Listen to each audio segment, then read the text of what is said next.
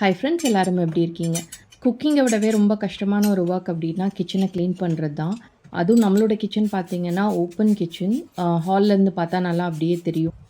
So எப்போவுமே வந்துட்டு clean பண்ணி தான் வைக்கணும். மார்னிங் வந்து நான் லைட்டாக வைப் பண்ணி மட்டும் விட்டுருவேன். நைட்டு தான் வந்து டீப் க்ளீனிங் பண்ணுவேன். இன்றைக்கி வந்து காலையிலேயே பால் வந்து கொஞ்சம் பொங்கிருச்சு. அதனால டீப் க்ளீனிங் வந்து காலையிலேயே பண்ணிட்டேன். ஸோ ஃபுல்லாக வந்து அந்த டைல்ஸு, அதுக்கப்புறம் வந்துட்டு நம்மளோட சிம்னி அதுவும் வந்துட்டு ஃபுல்லாக வைப் பண்ணி விட்டுட்டேன். இந்த லிக்விட் வந்து பார்த்திங்கன்னா, நம்ம வீட்லேயே ரெடி பண்ணுவோம்ல, அந்த வினிகர் சொல்யூஷன் அதுதான் வச்சு க்ளீன் பண்ணுவேன்.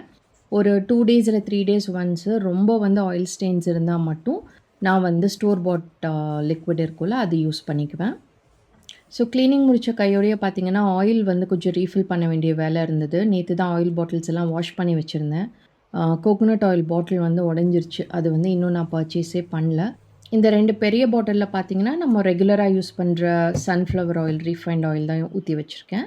அதுக்கப்புறம் இது வந்து அந்த குட்டி பாட்டிலில் வந்து நம்ம தோசைக்கெல்லாம் தேவைப்படும்ல, அதுக்காக அதுலேயும் ரீஃபில் பண்ணிட்டேன். இதில் வந்து ஒன்று ஆலிவ் ஆயில், இன்னொன்று வந்து நல்லெண்ணெய். அதையும் வந்து ரீஃபில் பண்ணி வச்சுட்டேன். இது வந்து ஒரு 600 ml அந்த மாதிரி தான் பிடிக்கும். ஆயில் வந்து நான் எப்போவுமே கொஞ்சம் ஸ்விட்ச் பண்ணி தான் யூஸ் பண்ணுவேன். ஒரு தடவை இந்த மாதிரி ரீஃபைண்ட் வாங்கினேன்னா, நெக்ஸ்ட் டைம் வந்து செக்கில் ஆட்டின எண்ணெய் அந்த மாதிரி வாங்கி யூஸ் பண்ணுவேன். ஆலிவ் ஆயில் மட்டும் எப்போவுமே ஒரே பிராண்ட் தான் வாங்குவேன். ஸோ தேங்க் யூ ஃபார் வாட்சிங். இன்னொரு வீடியோவில் மீட் பண்ணலாம்.